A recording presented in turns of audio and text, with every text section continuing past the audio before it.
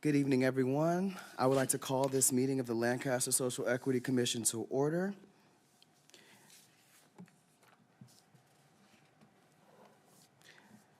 The city clerk will now swear in our new Social Equity Commissioner, Karen Davis.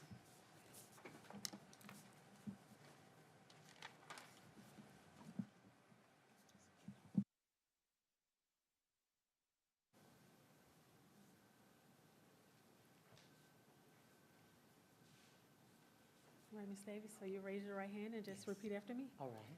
So I state your name, I, Karen Davis, do solemnly swear do solemnly swear that I will support and defend that I will support and defend the Constitution of the United States the Constitution of the United States and the Constitution of the State of California and the Constitution of the State of California against all enemies, against all enemies, foreign and domestic, foreign and domestic, that I will bear true faith and allegiance that I will bear truth, faith, and allegiance to the Constitution to the Constitution of the United States of the United States and the Constitution and the Constitution of the State of California, of the State of California, that I take this obligation freely that I take this obligation freely without any mental reservation without any mental reservation or purpose of evasion, or purpose of evasion, and that I will well and faithfully and that I will well and faithfully discharge the duties discharge the duties upon which I am about to enter. upon which I'm about to enter. Congratulations. Thank you. And I have you sign right here for me. Okay, and this is for you, Awesome. your certificate. Thank you. Thank you Thank very you. much.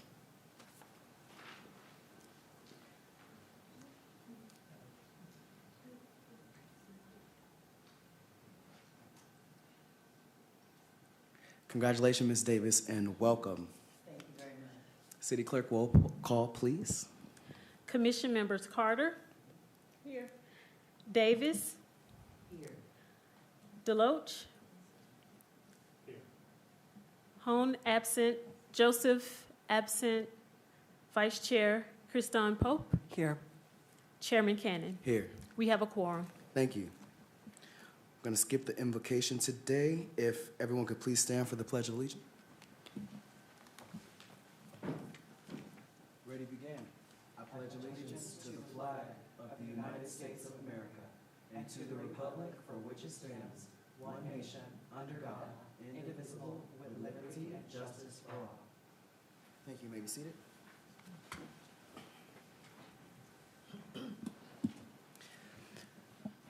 And I So- apologize, Commissioner Pope. I think I said your name wrong. Krista. Chris, I did. Krista, yes. Oh, I did it. Yes. Do it right. Okay. I was thinking maybe it was Christian, and I mispronounced it. Okay, You're I'm all sorry. right. Our first presentation is the introduction of our new commissioner, Ms. Davis. Good afternoon, commission members. It is my honor to introduce our newest member of the commission, Mrs. Karen Davis. I want you to know Mrs. Davis has been a resident of this valley for 22 years. And during that time, she's done a wealth of community service, including Camps for Kids, her own nonprofit, where here in Colorado, her family have worked with youth to get them into sports, football, higher education, and many other things. She is the former pastor of Mojave Assembly Church, and she has 2 adult children and 3 beautiful grandchildren. She's also the director of the Santa Clarita and Antelope Valley Toys for Tots, and I'm happy to tell you that they have given away 50,000 toys this past year. That's incredible.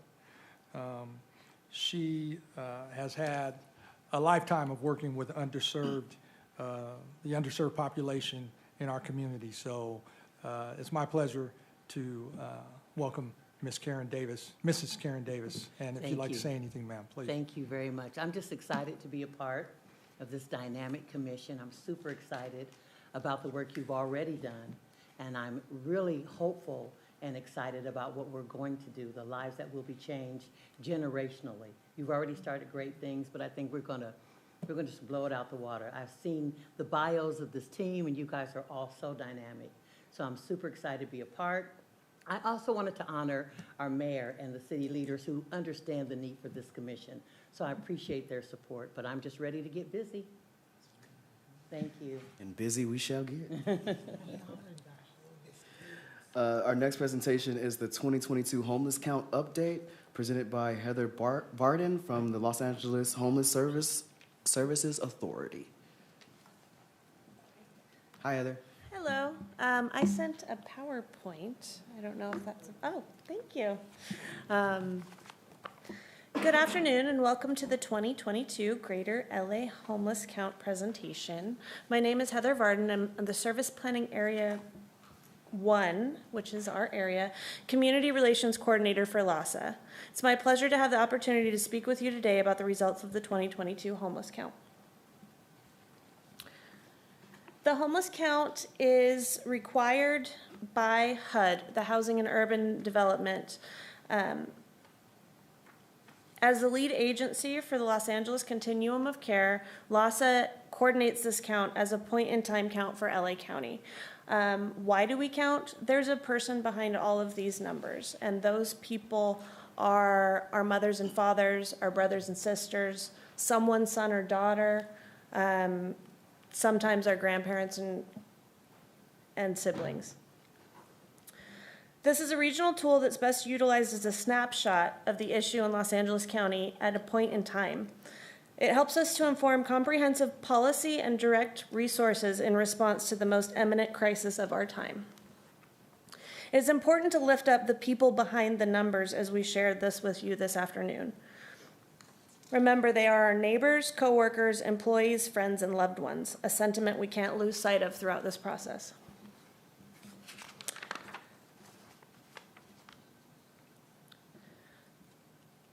COVID affected the count in ways that's still yet to be revealed.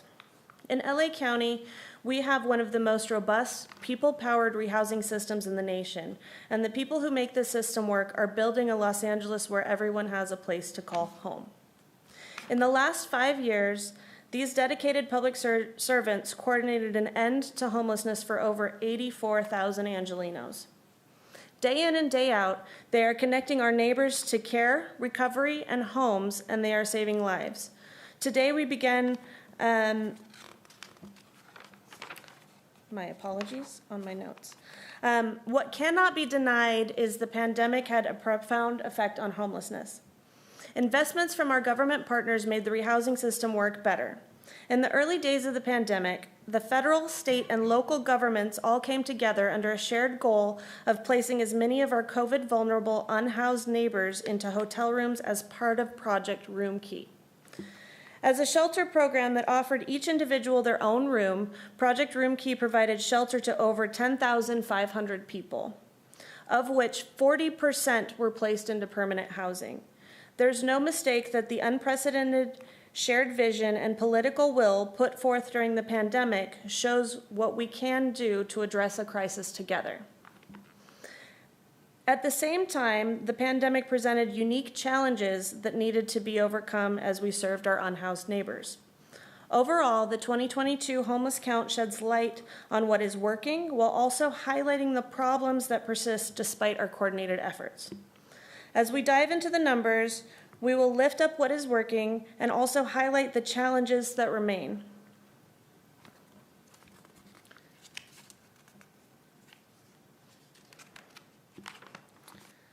This year, we estimate 69,144 people are experiencing homelessness at any given night in LA County.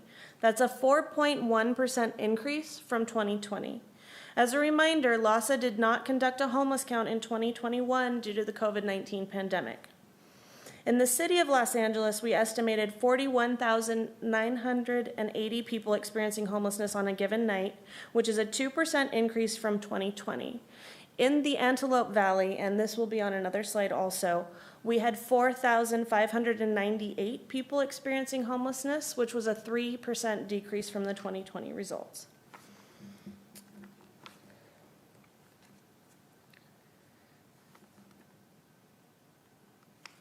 Here's the service planning area for Service Planning Area 1. This is where we take a look at homelessness and how it's spread throughout the region. I do also want to point out that the 2020 homeless count results, at that time, we did see a 41% increase in Service Planning Area 1. So showing that now with the pandemic, from that number, we had a 3% decrease, shows validity in the numbers. Oh, I went too fast there. This is a visual of how many people we have housed. In the past 5 years, we've made over 84,000 permanent housing places. Just to give you an idea, that's enough to fill up Dodger Stadium 1.5 times, just to kind of put in perspective.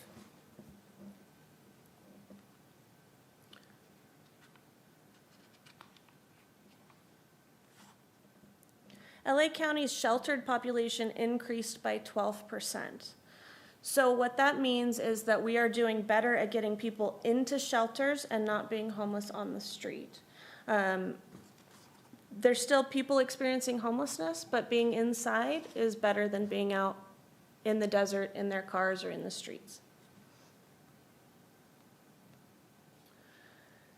You might have seen more homelessness. We saw a 17% increase in tents, vehicles, and makeshift shelters, despite a 1% increase in the unsheltered homeless population. You might be asking why that is. A couple of reasons for that is during the pandemic, there was a hold on the cleanups in the areas throughout LA County. So a lot of the areas were not being cleaned up. People were put into projects like Project Home Key, being put into motel rooms and leaving their belongings on the side of the road, and then they weren't being cleaned up is part of it. We also saw social or physical distancing with our homeless population due to the pandemic. So even though there were more tents, there were less people in each tent or makeshift shelter to kind of self-quarantine for the pandemic. The winter Omicron variant spike led to fewer family and transitional age youth surveys collected.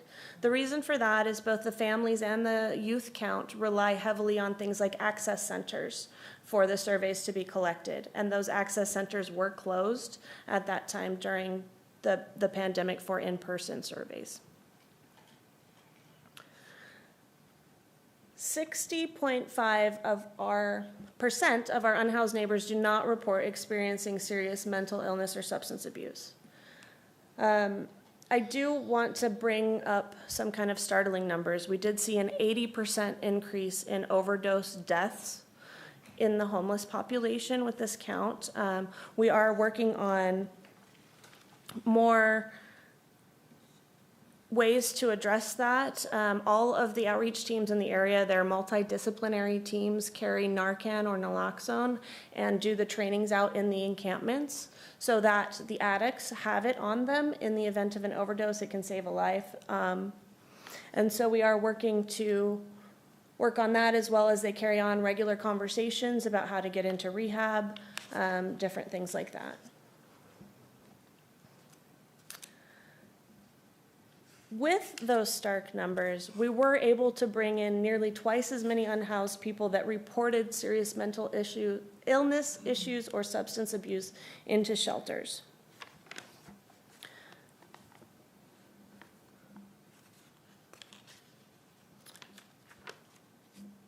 Here's some information on the demographics, and I do have some information on the area as well. Veteran homelessness went down 6.1%. The number of women experiencing homelessness increased by around 2.4%, and senior homelessness grew 6.5%. Chronic homelessness, which is defined by HUD as anyone who has 5 or more episodes of homelessness within the past year or has been homeless for 3 years or more, has grown 10%. So we're seeing more people that have been on the streets longer, and more seniors.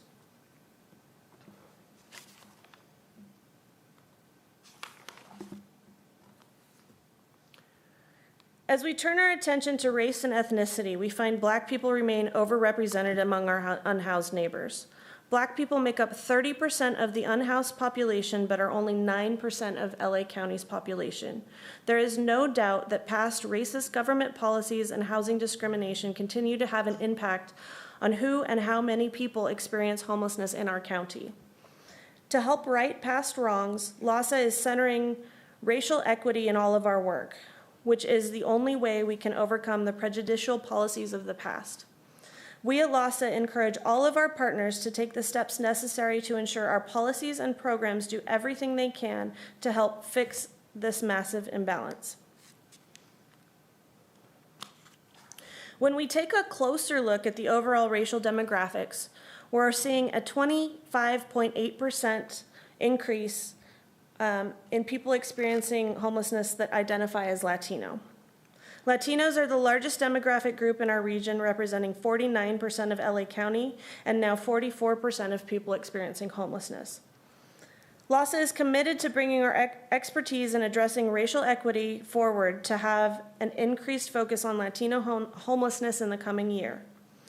We are working closely with the County Office of Immigrant Affairs on how to address undocumented homelessness, as well as launching a work group focused into Latino homelessness. This concludes our snapshot into what homelessness looks like in LA County on any given night.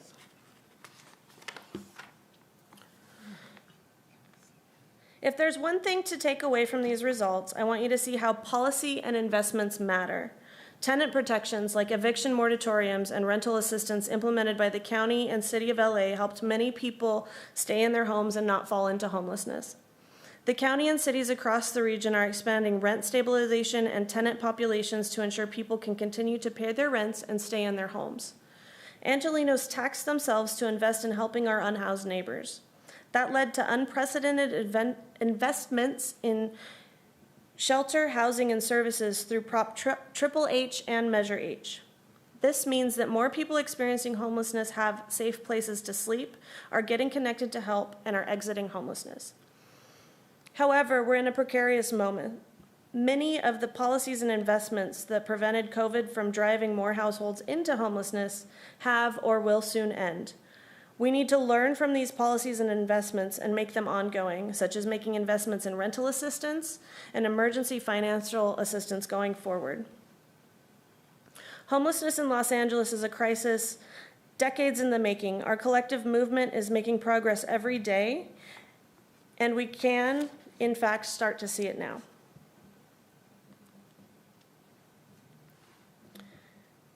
Led by the City of LA and other cities across LA County, our LA COC shelter capacity has increased 62% since 2019. We went from roughly 15,000 beds available on any given night in 2019 to 25,000 beds in 2022. Shelter is not a long-term solution, but bringing our neighbors inside does save lives, and it places them on the path out of homelessness. We've talked a little bit about how this crisis is a result of bad, often racially discriminatory policies. I want to give some examples here from our national and local history. Things like policies that withheld wealth, land, and home ownership from people of color, mass incarceration, and inadequate support for people as they leave prison or jails, hospitals, foster care, or even the military. Over the years, local property owners led campaigns to slow down LA's housing supply. That increased their own wealth as housing prices skyrocketed and incomes stagnated. The result was that it deprived thousands of people from affordable homes.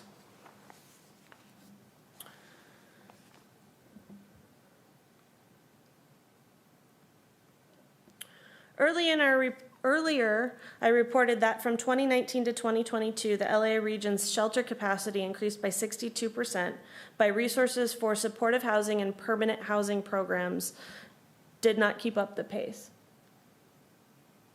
I think my slides got out of order. We will get back to that when we get to that slide. LA's focusing on the solutions. If LA keeps focusing on the solutions to the root causes, we can solve them together.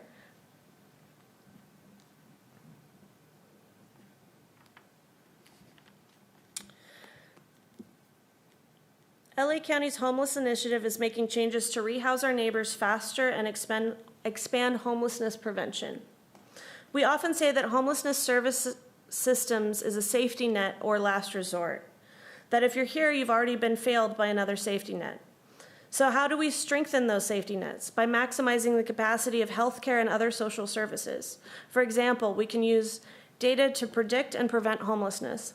We can keep people in their homes by helping those who are at risk of falling into homelessness to pay their rent. And we can improve support for people exiting foster cares, jails, county hospitals, and prevent them from ever becoming homeless. There's that slide. Earlier, we reported that from 2019 to 2022, LA region's shelter capacity increased 62%, but resources for supportive housing and permanent housing programs did not keep up the pace. While the growth of our shelter is a tremendous achievement, we need to ensure that investments in supportive housing and permanent housing programs keep pace so everyone goes into shelter has pathways to exit homelessness. During last year's housing inventory count announcement, we stated that to quickly and efficiently move our unhoused neighbors into housing, we need to have 5-to-1 permanent housing to shelter ratio. Our system is closer to a 1-to-1 ratio. We need to continue to expand affordable housing and permanent housing strategies like emergency housing vouchers, affordable housing trust funds, Project Homekey, master leasing, shared housing, landlords partnering with lease-up programs, as well as specialty housing for those who are the most vulnerable, like seniors and those with serious mental illnesses. We move people into housing only when there's housing available. So adding more affordable housing is our best move as a region to address homelessness.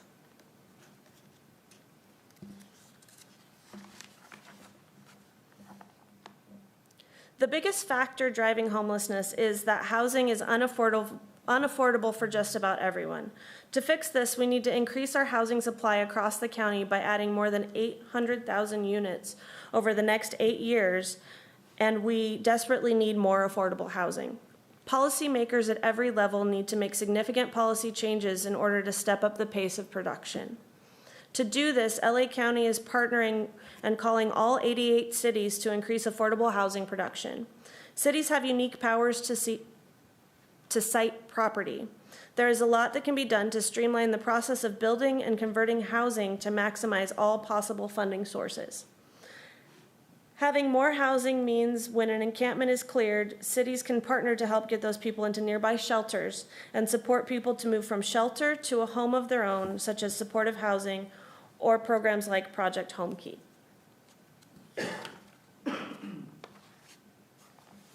I provided a lot of information today, but here are the key takeaways.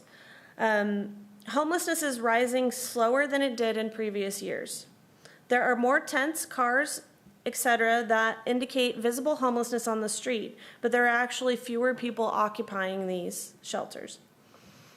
Crucial policies and investments prevented COVID from making homelessness much, much worse. Investment in mental health and substance use disorder treatment services and beds are needed. We significantly increased the number of people in shelter, which saves lives and helps them exit homelessness. Black people are still overrepresented among people experiencing homelessness, but we did see a slight decrease in 2022. The number of Latinos experiencing homelessness has grown considerably over the last 2 years. With the economic support from the state and federal government to address the effects of COVID-19, as that comes to an end, the LA area's low-income residents and our rehousing systems are in a very precarious position. As the pandemic-era economic programs end, we will find out how many of our low-income residents are going to be pushed into homelessness. There's a significant amount of one-time funding for shelter that has ended or is ending. The loss of funding could cause a rise in unsheltered homelessness in the next few years. This year's homeless count gives us hope that collaboration, good policy decisions, and investment can make this crisis better. We'll only solve this together, and these are different ways to help. You can advocate to support policies to create housing. You can say yes to housing in your community and get involved with groups like the United Ways Everyone In campaign. If you want to volunteer, there's very many different ways to get involved at LAHSA's Get Involved page. You can connect with your local service provider. Many neighborhoods have self-organized groups that you can also volunteer with. You can vote for candidates and propositions that address the root causes of homelessness. If you are a property owner, you can help expand the housing supply and create rental housing available to people experiencing homelessness, such as partnering with a lease-up program like PATH. If you're an employer, you can hire formerly homeless applicants.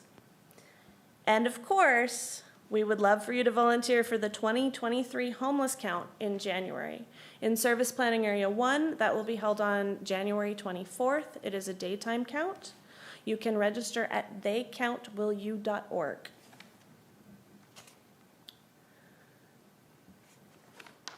One last thing to leave you with. I just want to reiterate that there are people behind all of the numbers. People experiencing homelessness are our neighbors, our parents, our siblings, and our children. We all see the rent rising.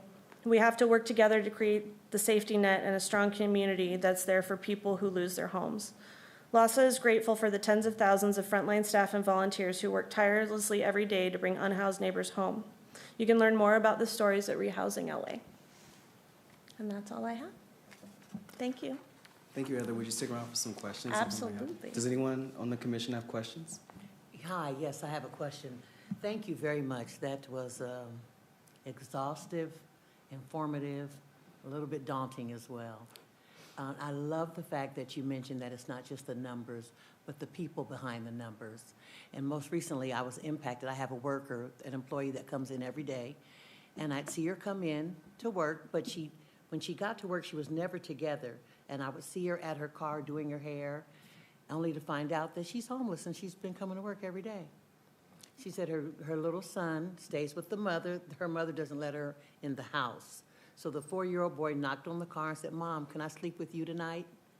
So thank you for bringing this to our attention. It's a big job. I think we can do it, but I just wanted to thank you for that presentation because it's not just numbers, it's moms and dads, and seniors, which are a huge part. So thank you for sharing that. I just wanted to say Thank you very much for sharing that story. Thank you. Yes, just very quickly. So 2 questions. The first is moving into Q4, and we're about to start a new year in just a few months, which seems incredibly daunting. What are some of the things that you would like to see from this commission to lead on the issues of homelessness and increasing housing, given what you know about the authority of our commissions? How can we help? If you're coming from an advocacy kind of role, like it would be really great to get people in this community to have more housing available for people that were experiencing homelessness or currently experiencing homelessness. A lot of times there's a lot of barriers to that. There's kind of a stigma around it. They're not supposed to discriminate, but a lot of landlords, if they find out that someone is homeless, they will approve another application. So whatever we can do to kind of streamline that and try to get that to not happen anymore. Also looking at a lot of the things that I know that this commission has been working on to kind of get rid of some of the, we were talking about Black people experiencing homelessness and to kind of get rid of that discrimination to get into housing. If that's something that you can work on, I would appreciate it. And then the second one is, I know that on the slide where you were talking about the homeless count for veterans has been decreasing, like the number of veterans that are homeless. It increased. Increased, sorry. And so I wanted to know, on that same slide, it said non-binary questioning as a category for the amount that increases or decreases. Is like that category, is that exhaustive of like LGBTQ, or is that just non-binary questioning? Like, do LGBTQ plus people have their own category in that? So it's in the demographic surveys that are done by USC, and it's what they self-identify as in the questioning. Okay. So some trans women will identify as being female and not necessarily trans, so Okay. they would be counted in the female number. Okay. So it's self-reporting. Okay. Thank you for that point of clarification. On that, I want to piggyback off of that. So could that, because they did say that the numbers are increasing amongst women, so I'm wondering if that might be a contributor to that number increase, or would you guys have any way of knowing that? I can do a little bit more research into that as well. I do also have Valley Oasis's director of outreach here, and she's actually out in the streets. So she can speak to what she's actually seeing in the streets if you'd like that. I mean, we wouldn't have numbers behind it, but it's what the outreach teams are actually seeing this week. If that's something you're interested in, I could invite her up. Yeah, I would like to hear about that. And then, Sorry, Nicole. And to add in too, another question is age group. I know that I was wondering is, and that's a whole other question, but what is around the average age group of homeless people? If you have any. We are seeing an increase in the senior population. I'll have to look at the numbers and get an average for you and get back to you. So with regards to the women in the transgender community, it would be my assumption that it's not increasing anything, as simply because transgender individuals is roughly 1% of the population. So even if they are identifying as female or male or whatever, the percentage is going to be a drop in the bucket. And we haven't really noticed anything drastically changing from the streets. I have seen more women out in the streets. Why? I don't know. So, if that helps. Yeah, that helps. Because just looking at the discrimination factor, I would wonder. Sure. You know. Well, and I mean, we have heard stories of individuals that are part of the LGBT community that are being asked to leave by friends and family. You know, that's honestly very common, unfortunately, for people to be kicked out of their family's home when they come out and say, "This is who I am." It happens all too often. And honestly, it is challenging for somebody to, you know, out themselves and say, "This is who I am," and then to a service provider too.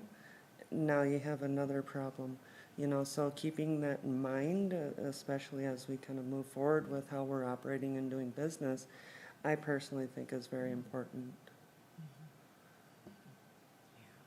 Thank you. Absolutely. I have questions. I'll pass the mic. So my question is for Mrs. Varden. So again, first, thank you so much for bringing us this informative news, albeit unfortunate, especially when we know from my research the African-American population in Los Angeles hasn't changed in 10 years. That number it may have gone down slightly, but that percentage, 1/3 of the you know, that 9%, it's the same. So my question is, when it comes to the sheltered, I saw a lot of numbers in there, and they talked about sheltered was going up. But, you know, from my understanding, sheltered could be a night. So when you have the category sheltered, does that mean that they're permanently sheltered or they're long-term sheltered? No, the shelter count is done the same time as the outdoor count. So everybody that's part of the reason that in most areas, Service Planning Area 1 is a little bit different because a lot of our encampments are outside. But the reason they do it on a given night is because they can count everybody that's in shelter the same time they're counting the people that are on the streets.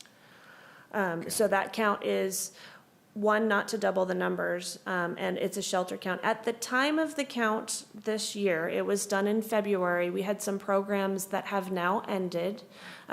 Project Room Key was one of them, and that was to pull the most vulnerable people experiencing homelessness that could be at risk for COVID, the higher risk COVID patients, into motel rooms.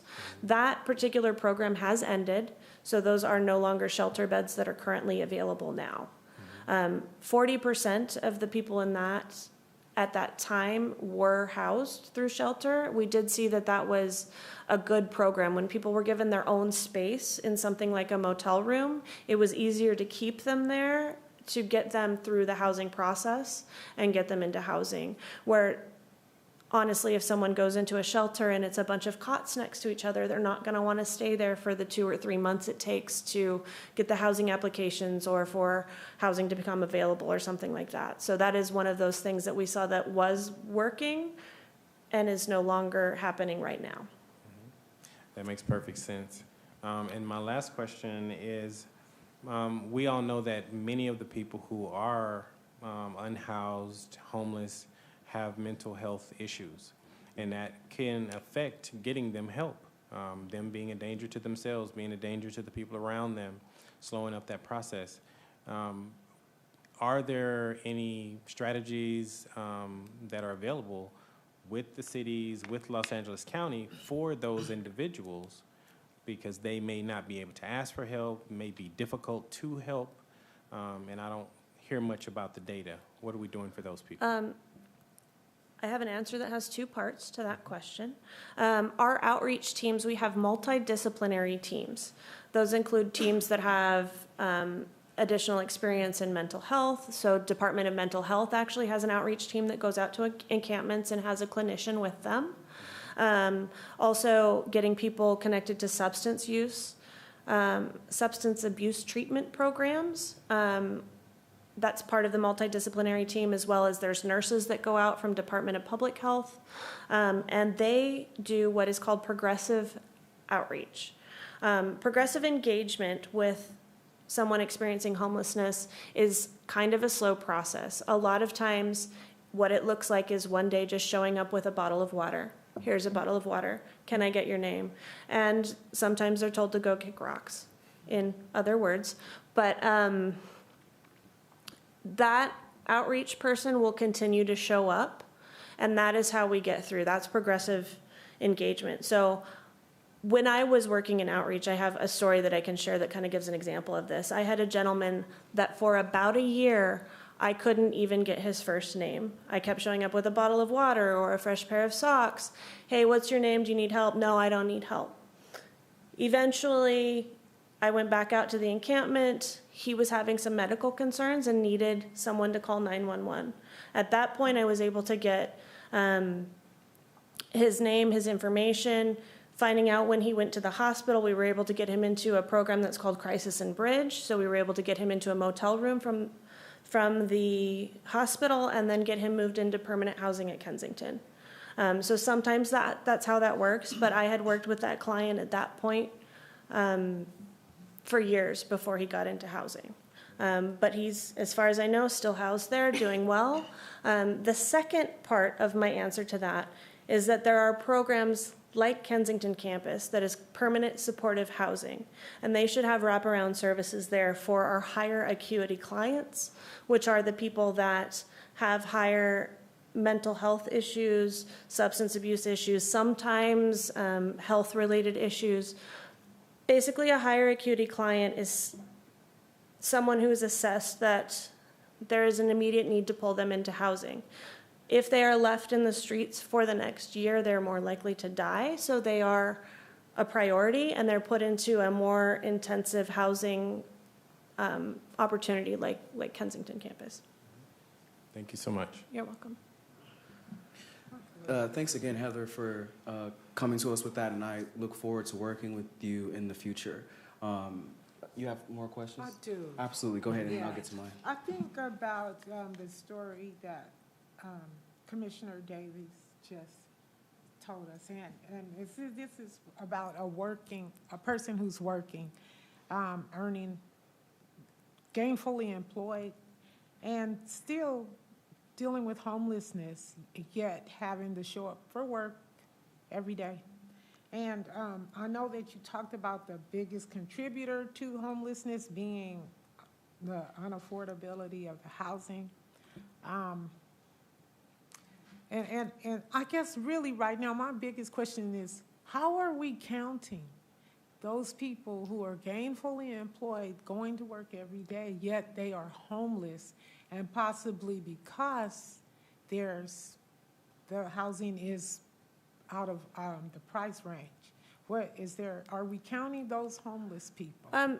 They're counted in the point in time count and included in these numbers. I'd have to go back. We can pull the information on what the average income of someone experiencing homelessness is. As far as gainfully employed, the services to be able to help those people are based on area median incomes. So to qualify for the housing programs, they make 50% of the area median income or lower to qualify for assistance into housing. The idea is that somebody that is working like that will probably be able to self-resolve a little bit easier than someone who's been living in a tent for 5 years and making $221 on general relief. I have a follow-up for that. I read in an article that someone spending more than 30% of their income on living expenses is at risk for homelessness. Is that true? That is accurate.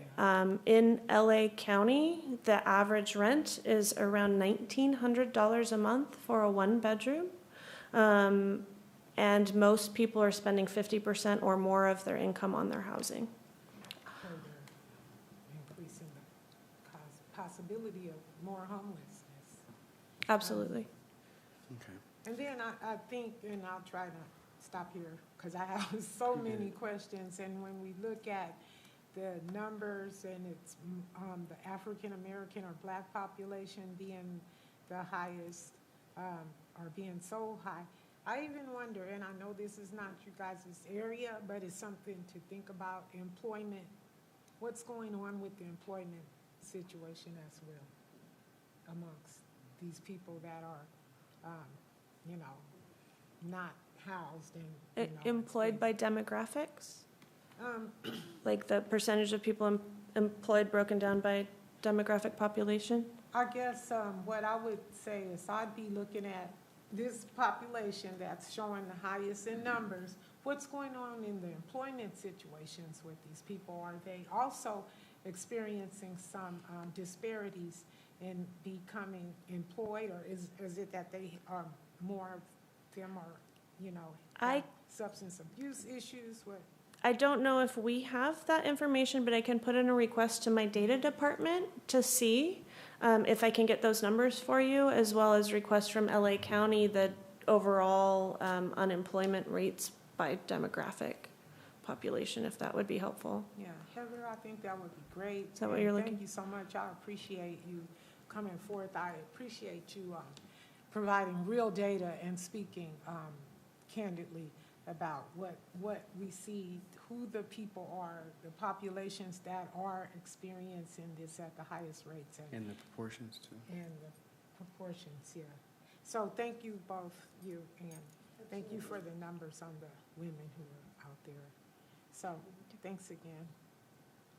Heather, I have a few questions, so bear with me. Okay, that can was we a lot go, of- let's go one at a time so I can answer them. Absolutely. Thank you. There was some of this is you're going to be able to answer quickly. There was a lot of information, and so some of these questions are just points of clarity.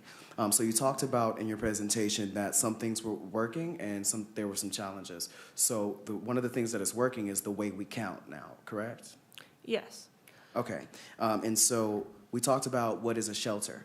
And you talked about sheltered and unsheltered. And so when you presented those numbers, that's like in a shelter, not in your car, not in a makeshift shelter. That's an actual shelter.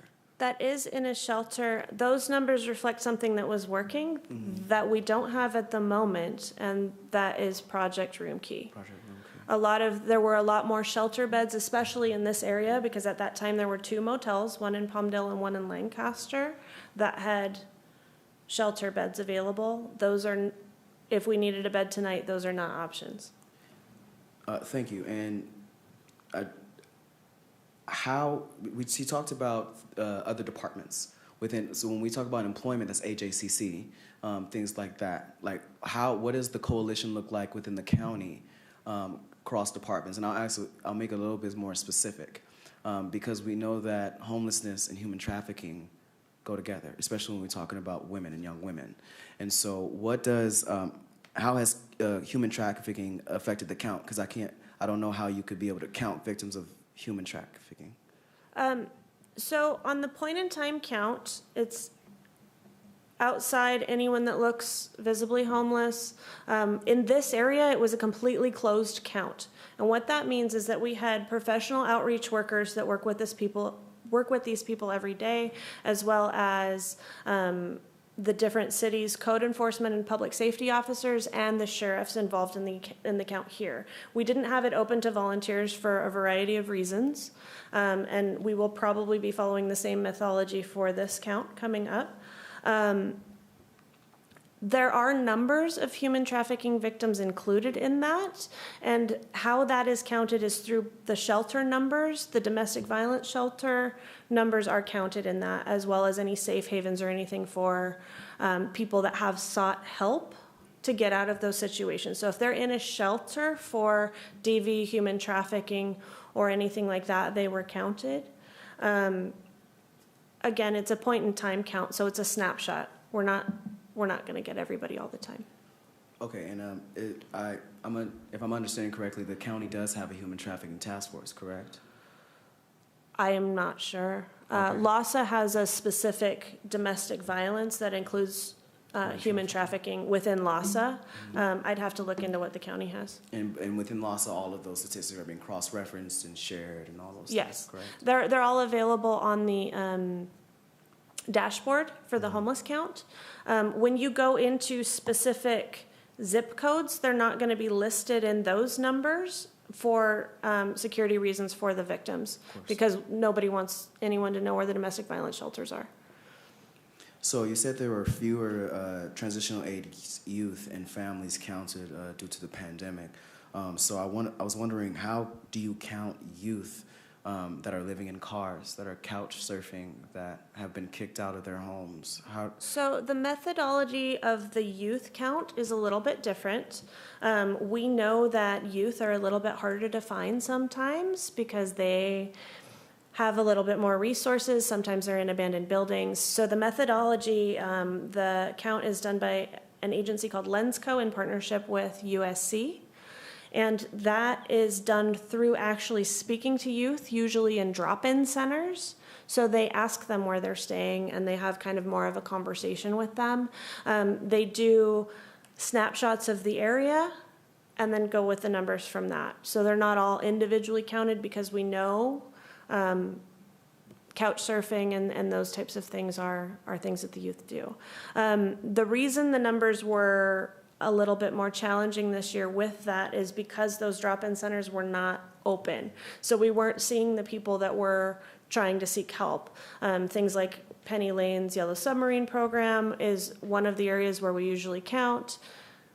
That wasn't open to in-person because of the Omicron variant when we did the count. Thank you. You said 60.5% have self-reported that they have no mental health or substance abuse issues, but denial is a part of addiction. So how accurate can those numbers be? It's self-reported, but it is also self-reported with the outreach workers and people that they trust. They're talking to people who can get them the help. So those numbers, 30% of 69,000 people is still a lot of people. You talked about how policy investments are something that we're working. We talked about Project Room Key as well. A lot of these different initiatives were kind of like an emergency reaction to the pandemic. So now that we are in a different set of circumstances, but with the same problems, what can we do now that we're not in the same set of emergency circumstances? And by we, I mean this level of government.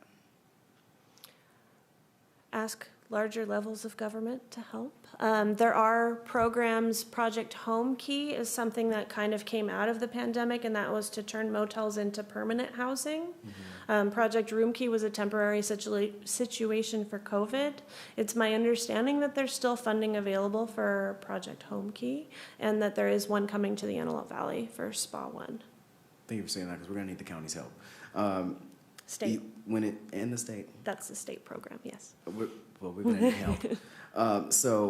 When we talk about the overrepresentation of Black people in the unhoused population, you said that that LAHSA was implementing some equity initiatives. What kind of initiatives is LAHSA doing or looking at doing? So a few years ago, they started a committee on Black people experiencing homelessness. They did some studies to kind of see, that's how we got the information to know how we got here. That committee is still continuing to work. There is a diversity and inclusion team. All of LAHSA's staff has to attend monthly a diversity meeting where we talk about these issues and have different groups and those types of things. But that team is also working on changing the policies as much as possible to make sure that we eliminate these problems. Are there any, I assume that this presentation is going to be available for us, or if it hasn't already, but are there any specific suggestions, policy suggestions that can come from LAHSA to this commission or to the two levels of government how can we, what steps can we take from the people who work with this population every single day? LAHSA can't really tell the cities what policies to do, but as far as making housing more available, policies for zoning to allow things like shelters, I don't know the answer to that on a commission standpoint, but taking things like making sure that their zoning is available for shelters in the area to the city council might be beneficial, different things like that. Thank you, Heather. I really, really do appreciate it. The one thing about Project Room Key that I think is really great is that I actually worked at Spring Hill Suites with Project Room Key. It was great. But the one thing about Project Room Key is it doesn't just treat homelessness, it hires people, which prevents homelessness. I was working with people it was the pandemic, so I was working with people who are on the verge of losing their homes and losing rent. So I thank you for highlighting that point. I thank you for coming here today. Yeah. And are there any other questions? I just want to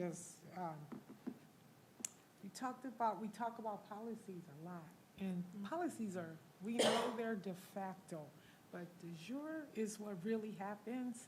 So I know we focus on policy a lot, but we need to change the practices and then put some policy around enforcing those practices. So I'm just saying this to anybody and who, if you want to do change, we can stand up policies, we can stand up programs, but if we're not practicing, we continue to see discrimination, homelessness, and all of these inequities that we continue to see, and we continue to have policy, right? So I don't know how we can get around this, but it's about, and maybe we need to speak it loud and clear, practice, practice, practice, policy around enforcing those practices. So until we start doing that, I mean, it's a good job, keep working on it, but we got to change our mindsets and shift the paradigm to practice. I absolutely agree with that. That's one of the reasons why it's important to remember there's people behind these numbers, and every person has their story. Almost all of us are 1 or 2 paychecks away from homelessness ourselves.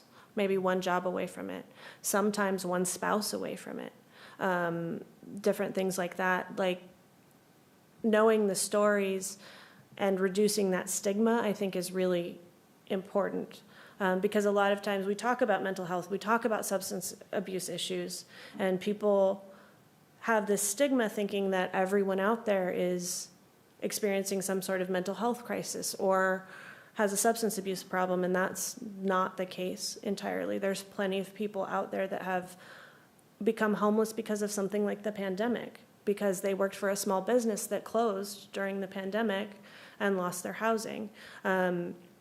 That's something I think we're probably going to see more of in this count. But there's other circumstances that can lead to it. A lot of women that have been housewives their entire life, if their spouse died and didn't have some sort of protection plan in place, then she's on the streets, and a lot of times without a lot of employment experience or different things like that. Doesn't know how to get a job and get a place on her own and all of that because she's been, with someone who took care of her whole life or something like that. These are just kind of examples. One last question, I promise. Sure. So there's, and I'm sure you've heard this, but there are things being said that there are unhoused people being getting free rides on the Metrolink from other spa areas. When you guys work with the unhoused on the ground here in this community, is that something that you're hearing? Is that something that you're seeing? So the outreach practices to give transportation are teams that are boots on the ground will give transportation to anything that has to do with housing. That can be a ride to the DMV to get an ID. Sometimes it's a AVTA TAP card to get to the DMV, and that TAP card is good for 10 hours. LAHSA does not give out any Metrolink passes. As far as I know, most of the people, and again, I could invite Nikki up, who does the outreach and actually talks to people right now in our community. Most of the people here have roots here. If anybody's coming to the Antelope Valley, it's generally because they have either family here, their doctors are here, this is where they grew up, this is where they feel safe. Did you want to hear from Nicole as well? That was a great answer. Okay. Thank you. Yeah. Thank you. Sure.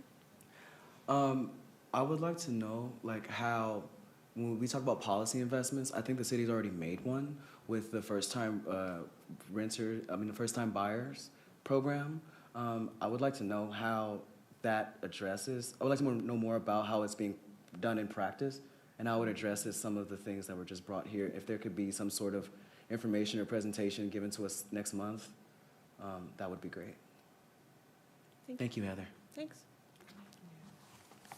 Thank you. Thank you.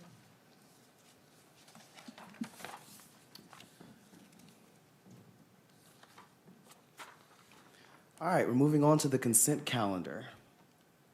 Are there any speakers for the consent calendar?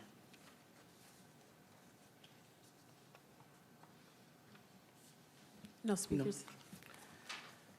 Is there a motion and a second for the approval of the consent calendar? I make a motion for the approval of the consent calendar. It's been moved by our vice chair. Is there a second? I second. It's been seconded by Commissioner Deloche. Roll call, please. And we actually can vote on the system, but before we do, Ms. Davis, it would be appropriate if you decided you want to abstain from this item, you can, because we have enough for it to pass. That's up to you. Yeah.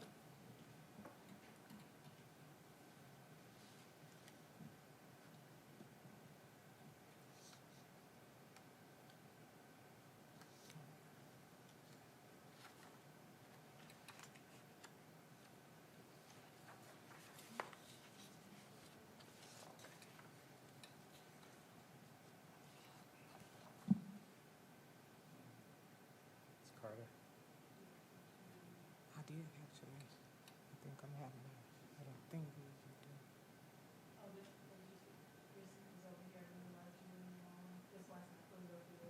Oh, you're in the wrong spot. So your yes vote is showing under Commissioner Holmes. I just realized you were in the wrong spot. So you want me to move? So if you would come here, I will clear the board and we can vote again to get the correct count Please. for the correct people. Yeah, Okay. you would have to come here.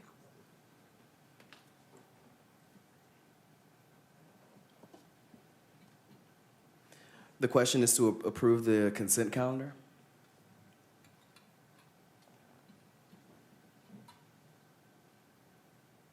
And just to make sure there's clarification, it's for the minutes from the last meeting on August 17th. Yes.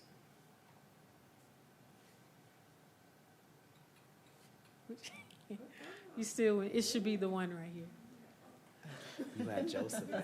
You got Joseph. We'll try it again. Yes. Clear the board, please. Survey said. Right. So far, oh my God. The question is to approve the minutes from the last meeting. There she is.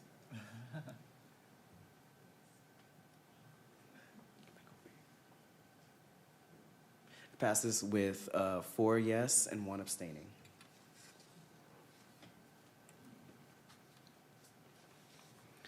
Public business from the floor. Assistant City Clerk, is there any public business from the floor? Okay, this is the time to address the Social Equity Commission on non-agendized matters. Speaker cards may be found at the back table of the council chambers. If you have completed one, please ensure that you have placed it in the basket so you may be recognized. Individual speakers are limited to 3 minutes each. Please keep in mind, state law prohibits city council from acting on items not on, I said city council, I'm sorry, because that's what I'm used to. Commission from acting on items not on the agenda. And your matter may be referred to staff. We do not have any speakers at this time. Don't everybody go get a speaker card at once. Are there any comments from the commission?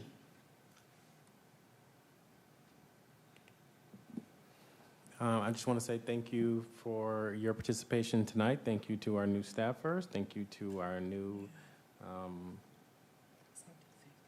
Public Safety Director. And again, thank you to Mrs. Varden. I look forward to working with Commissioner Davis. So yeah, that's it. Thank you, guys. Are there any other comments?